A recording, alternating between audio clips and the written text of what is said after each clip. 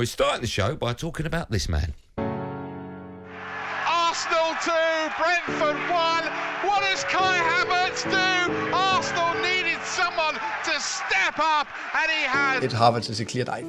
Clear dive. I wish I just would admit it. I don't know if he had. So that should, of course, have been a second yellow and a red card. And then he wouldn't be able to score the winner. Yeah, you heard Kai Havertz scoring the last-minute goal against Brentford there. The Bees boss, Thomas Frank, speaking after the game about the fact that Havertz could have been sent off just moments before he headed the winner. Now, today, I think this is fascinating. Today, the Times reported that Kai Havertz should have been shown a second yellow card for diving in Arsenal's 2-1 win over Brentford before he scored that winning goal. The key match incidents panel have stated now that there had been no contact between the Arsenal forward and the Brentford defender, and he should have been sent off. It was a dive, which they looked at the time and said no, it wasn't. And that means had they then realised then what they've come out and said yesterday or this morning, he wouldn't have been on the pitch, right? Yeah. So firstly, you and he have got away with one, but it happens in football. It happens, yeah. Right. Secondly, do you think now, I know you're going to say no, your next game, by the way, is Man City. Is away at Man City, right?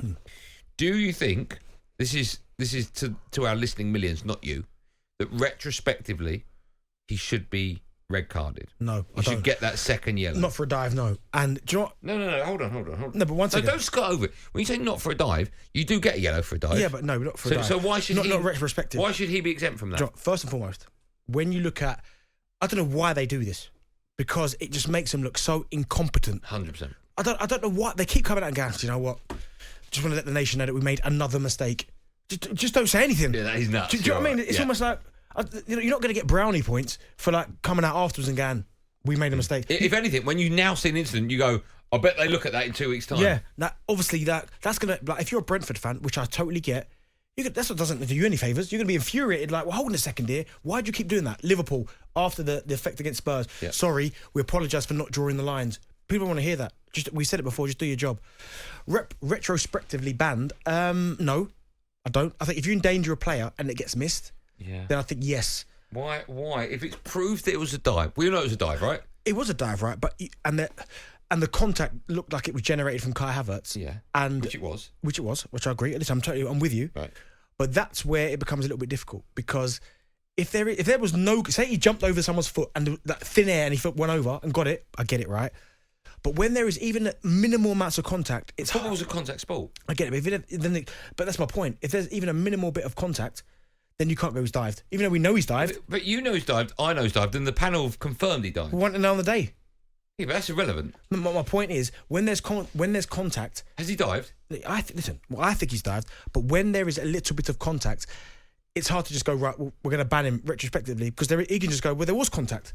But I think if there's no contact, then it's a different argument. But I think for endangering... No, but they've come out and said it was a dive. So now we have that new information. Yeah, but you look at the image of the video, and there is contact. Yeah, but he's generated that contact. Excuse me. We're going around circles. My point is, there is contact. If there was no contact, then they've got guys to go, you know, we'll go back after him. But okay, what's the difference between... So what's happened is, retrospectively, they've looked at an incident they got wrong, and they've corrected it. Mm-hmm.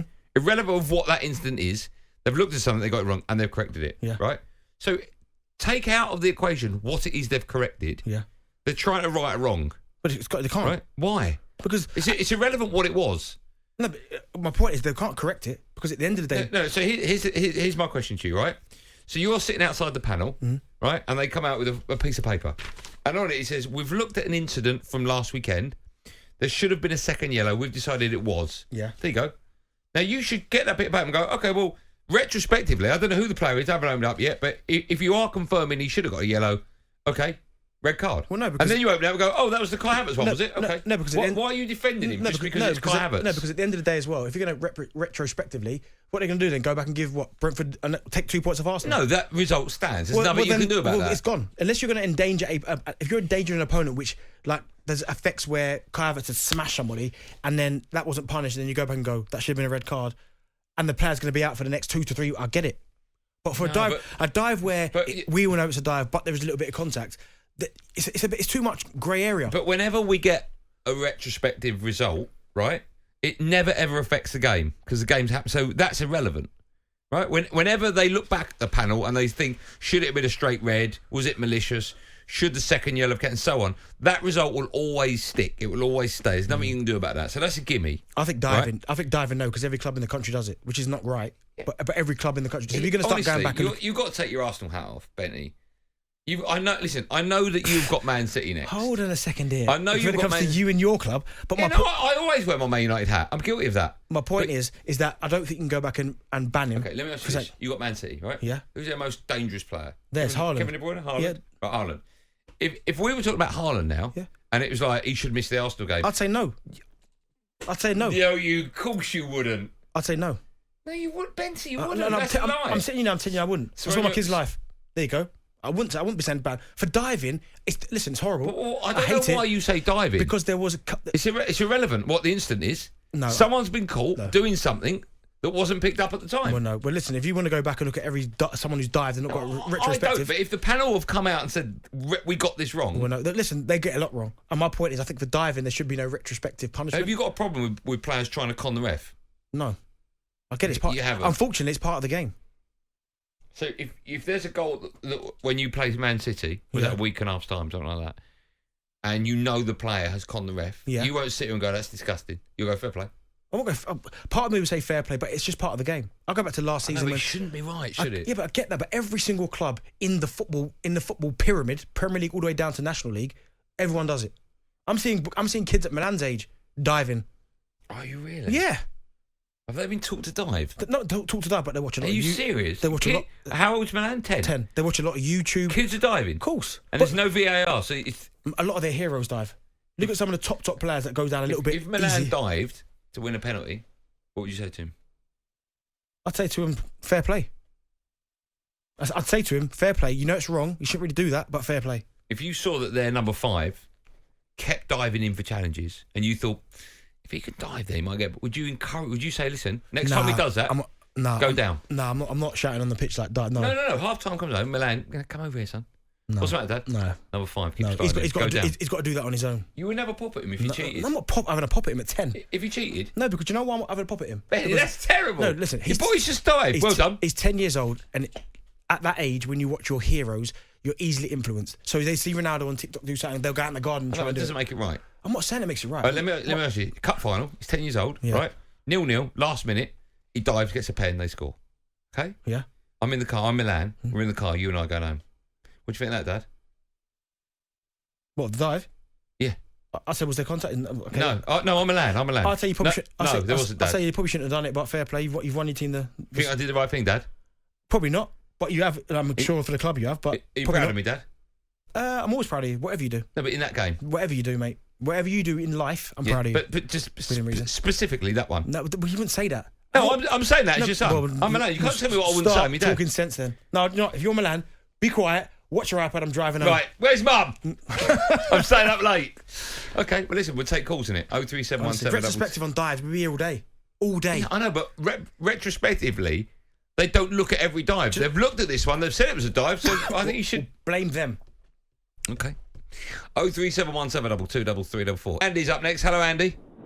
Hello, how are you? I'm great. How are you today? Not too bad. Good. Benty, give your head a wobble, mate.